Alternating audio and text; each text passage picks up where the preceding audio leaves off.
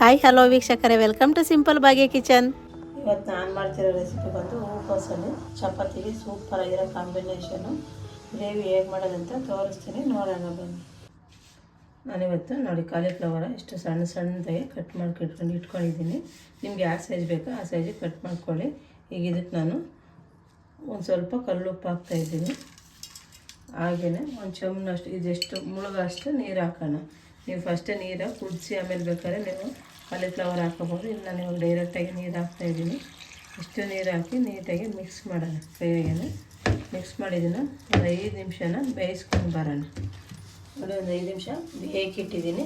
ಇನ್ನೊಂದು ಸೈಡಿಗೆ ನಾನು ಒಂದು ಬಾಣಲಿ ಇಟ್ಟಿದ್ದೀನಿ. ಎರಡು ಒಂದು ಟೈಮಲ್ಲಿ ಎರಡು ಮಾಡ್ಕೊಬೋದು. ಹಂಗಾಗಿ ಅದು ಬೇಯೋಷ್ಟಕ್ಕೆ ನಾವು ಇಲ್ಲಿ ಒಗ್ಗರಣೆ ಮಾಡ್ಕೊಳ್ಳೋಣ. ಬಾಣಲಿ ಇಟ್ಟಿದ್ದೀನಿ, ಬಾಣಲಿ ಬಿಸಿಯಾಗಿದೆ. ಈಗ ಇದಕ್ಕೆ ನಾನು 1 ಸ್ಪೂನಷ್ಟು ತುಪ್ಪ ಹಾಕ್ತಾಯಿದ್ದೀನಿ. ತುಪ್ಪ ಆಪ್ಷನಲ್ಲ, ನೀವು ಬೇಕಾದರೆ ಹಾಕ್ಕೊಳ್ಳಿ, ಬೇಡ ಅಂದರೆ ಸ್ಕಿಪ್ ಮಾಡ್ಕೊಳ್ಳಿ. ಒಂದು ತುಪ್ಪ ಮತ್ತು ಅದು ಬೆಣ್ಣೆ ಹಾಕಿದರೆ ಚೆನ್ನಾಗಿರ್ತದೆ. ನೋಡಿ, ಸ್ವಲ್ಪನೇ ಹಾಕ್ತಾಯಿರೋದು, ಜಾಸ್ತಿ ಎಣ್ಣೆ ಹಾಕ್ತಾಯಿದ್ದೀನಿ. ಸ್ವಲ್ಪ ಎಣ್ಣೆ ಅಂದರೆ ಒಂದು 4 ಟೀ ಸ್ಪೂನಷ್ಟು ಎಣ್ಣೆ ಹಾಕೋಣ. ನಾವು ಇವತ್ತು ಗ್ರೇವಿ ಮಾಡ್ತಾಯಿದ್ದೀವಲ್ಲ, ಸ್ವಲ್ಪ ಎಣ್ಣೆ ಜಾಸ್ತಿ ಇರಲಿ.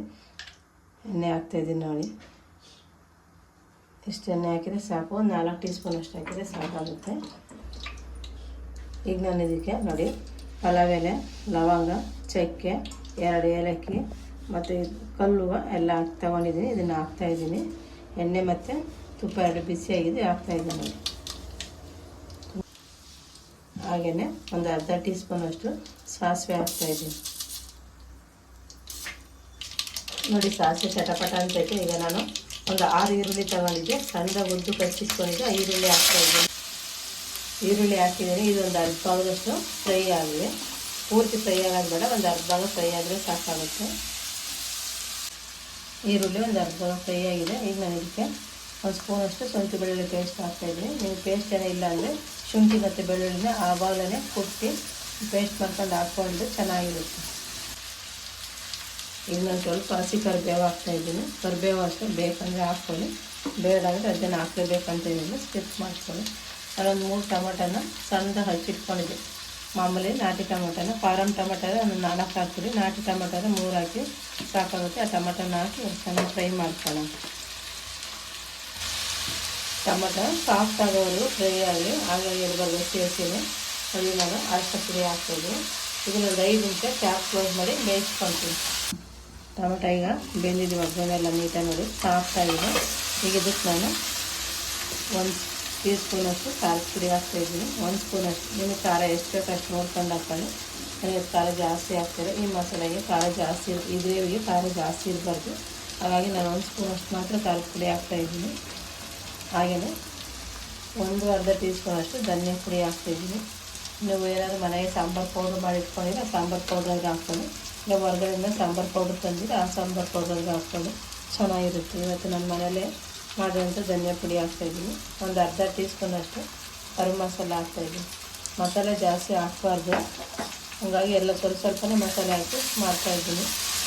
ಒಂದು 2 ಸೆಕೆಂಡ್ ಇದೆಲ್ಲ ಎಣ್ಣೆಗೇ ಫ್ರೈ ಆಗಿ, ನೀರೇನು ಹಾಕ್ತಾನೆ 2 ಸೆಕೆಂಡ್ ಹಸಿ ವಾಸನೆ ಎಲ್ಲ ಪೌಡ್ರಲ್ಲಿ ಹಸಿ ವಾಸನೆ ಹೋಗೋವರೆಗೂ ಚೆನ್ನಾಗಿ ಎಣ್ಣೆ ಫ್ರೈ ಮಾಡ್ಕೊಳ್ಳೋಣ. ನೋಡಿ, ಎಣ್ಣೆ ಫ್ರೈ ಆಗಿದೆ. ಇವತ್ತು ನಾನು ಒಣಗಿರೋ ಬಟಾಣಿನ ನೈಟ್ ನೆನೆಸ್ಬಿಟ್ಟು ಬೆಳಗ್ಗೆ ಕುಕ್ಕರಲ್ಲಿ 3 ವಿಸಿಲ್ ಹೊಡ್ಸ್ಕೊಂಡು ರೆಡಿ ಮಾಡಿ ಇಟ್ಕೊಂಡಿದ್ದೆ. ಆ ಬಟಾಣಿ ಹಾಕ್ತೀವಿ ಮತ್ತು ಅದೇ ನೀರು ಹಾಕ್ತಾಯಿದ್ದೀನಿ, ಬೇರೆ ಯಾವುದೂ ನೀರು ಹಾಕ್ತಿಲ್ಲ. ನಿಮಗೆ ಹಸಿ ಬಟಾಣಿ ಸಿಕ್ಕಿದ್ರೆ ಹಸಿ ಬಟಾಣಿ ಹಾಕ್ಕೊಳ್ಳಿ, ಬಟಾಣಿ ಇಲ್ಲ ಅಂದ್ರೂ ಮಾಡ್ಕೋಬೋದು. ಮತ್ತು ಬಟಾಣಿ ಹಾಕಿದ್ರೆ ಚೆನ್ನಾಗಿರುತ್ತೆ. ಹಂಗಾಗಿ ಇವತ್ತು ಒಂದು ಬಟಾಣಿ ಹಾಕಿ ತೋರಿಸ್ತಾ ಇದ್ದೀನಿ. ಅದು ಎಷ್ಟು ಈಸಿಯಾಗಿ ಸಿಂಪಲ್ಲಾಗಿ ಒಂದು 10 ನಿಮಿಷದೊಳಗೆ ನಾವು ಇವತ್ತು ಕಾಲಿಫ್ಲವರ್ ಗ್ರೇವಿನೇ ಮಾಡ್ಕೋಬೋದು. ಅಷ್ಟು ಈ ಒಂದು ಸೈಡು ಕಾಲಿಫ್ಲವರ್ ಬೇಯಕ್ಕಿಟ್ಟು ಇನ್ನೊಂದು ಸೈಡ್ ಈ ಥರ ಎಲ್ಲ ರೆಡಿ ಮಾಡಿಕೊಂಡ್ರೆ ಅದು ಬೇಯೋ ಅಷ್ಟಕ್ಕೆ ಇಲ್ಲೂ ಗ್ರೇವಿ ರೆಡಿಯಾಗಿರ್ತೈತೆ. ಹಾಗಾಗಿ ಬೇಗನೆ ಮಾಡ್ಕೋಬೋದು. ಈಗ ಇದಕ್ಕೆ ನಾನು ಒಂದು ಅರ್ಧ ಅಷ್ಟು ಒಂದು ಚಿಕ್ಕದು ಬೋಳಷ್ಟು ತೆಂಗಿನಕಾಯಿನ ತುರ್ಕೊಂಡು ಪೇಸ್ಟ್ ಮಾಡಿ ಇಟ್ಕೊಂಡಿದ್ದೆ ನೋಡಿ. ತುಂಬ ಚೆನ್ನಾಗಿರ್ತೈತೆ ಈ ಗ್ರೇವಿನ. ತೆಂಗಿನಕಾಯಿ ಪೇಸ್ಟ್ ಹಾಕಿದರೆ ಅದನ್ನು ಸಪ್ರೇಟ್ ಏನೂ ಹಾಕಿಲ್ಲ, ಬರೀ ತೆಂಗಿನಕಾಯಿನ ರುಬ್ಕೊಂಡಿದ್ದೀನಿ. ಅದು ಹಾಕ್ತಾಯಿದ್ದೀನಿ ನೋಡಿ. ಎಷ್ಟು ಕಲರ್ಫುಲ್ಲಾಗಿ ಬರುತ್ತೆ ಅಂದರೆ ಅಷ್ಟು ಕಲರ್ಫುಲ್ಲಾಗಿ ಬರುತ್ತೆ, ಮತ್ತು ಟೇಸ್ಟು ಹಾಗೆ ಇರುತ್ತೆ. ಹಾಗಾಗಿ ತೆಂಗಿನಕಾಯಿ ಪೇಸ್ಟ್ ಹಾಕಿ ತುಂಬ ಚೆನ್ನಾಗಿರುತ್ತೆ. ಜಾಸ್ತಿ ಏನು ಹಾಕೋಕ್ಕೋಗ್ಬಿಟ್ಟು ಸ್ವಲ್ಪನೇ ಹಾಕಿ. ಈಗ ತೆಂಗಿನಕಾಯಿ ಪೇಸ್ಟ್ ಹಾಕಿದ್ಮೇಲೆ ನಾವು ನೀಟಾಗಿ ಮಿಕ್ಸ್ ಮಾಡೋಣ. ನೋಡಿ, ಎಷ್ಟು ಚೆನ್ನಾಗಿ ಕಾಣುತ್ತೆ ಮತ್ತು ಗ್ರೇವಿನೂ ಥಿಕ್ನೆಸ್ ಬರುತ್ತೆ. ನಾವೇನು ಇವತ್ತು ರುಬ್ಬಾಕಿರಲ್ವಲ್ಲ, ಹಂಗಾಗಿ ಸ್ವಲ್ಪ ತೆಂಗಿನಕಾಯಿನ ರುಬ್ಬಿ ಹಾಕೋದ್ರಿಂದ ಗ್ರೇವಿ ಥಿಕ್ನೆಸ್ಸು ಬರುತ್ತೆ, ಅಷ್ಟೇ ಕಲರ್ಫುಲ್ಲಾಗೂ ಕಾಣುತ್ತೆ. ಹಾಗಾಗಿ ಟೇಸ್ಟು ಚೆನ್ನಾಗಿರುತ್ತೆ. ಸ್ವಲ್ಪ ತೆಂಗಿನಕಾಯಿ ಹಾಕಿದ್ದೀನಿ ನೋಡಿ. ಆ ಕಡೆ ಒಂದು ಸೈಡು ಅಲ್ಲೇ ಕುದೀತಾ ಇದೆ. ಈಗ ಇದನ್ನು ಸೋಸ್ಕೊಂಡು ಸಪ್ರೇಟ್ ಮಾಡ್ಕೊಳ್ಳೋಣ. ನಾನು ಬೇಯಿಸಿ ಸೋಸಿರುವಂಥ ಗೋಬಿನ ಮತ್ತೆ 2 ಸಲ ನಾನು ಬೇರೆ ನೀರಲ್ಲಿ ಚೆನ್ನಾಗಿ ವಾಶ್ ಮಾಡಿ ರೆಡಿ ಮಾಡಿ ಇಟ್ಕೊಂಡಿದ್ದೀನಿ ನೋಡಿ. ಈಗ ಇದು ತುಂಬ ಚೆನ್ನಾಗಿತ್ತು. ಗೋಬಿಯಲ್ಲಿ ಹುಳ ಇರುತ್ತೆ ಅಂತ ಹೇಳ್ತಾರೆ, ಹಂಗಾಗಿ ನಾವು ನೀಟಾಗಿ ನೋಡಿಕೊಂಡು ಹುಳ ಇಲ್ಲದ ಗೋಬಿನೇ ತಗೊಳ್ಳಿ. ಮತ್ತು ಬೇಯಿಸ್ಬೇಕಾದ್ರೆ ಉಪ್ಪು ಹಾಕ್ಕೊಳ್ಳಿ. ಉಪ್ಪು ಹಾಕಿದ ಮೇಲೆ ಚೆನ್ನಾಗಿ ಬೆಂದಾದ್ಮೇಲೆ ಒಂದು 2-3 ಸಲ ಬೇರೆ ನೀರಲ್ಲಿ ವಾಶ್ ಮಾಡಿ ನಾನು ವಾಶ್ ಮಾಡಿ ರೆಡಿ ಮಾಡಿ ಇಟ್ಕೊಂಡಿದ್ದೀನಿ. ಇವಾಗ ಇದನ್ನು ಹಾಕ್ತಿದ್ದೀನಿ.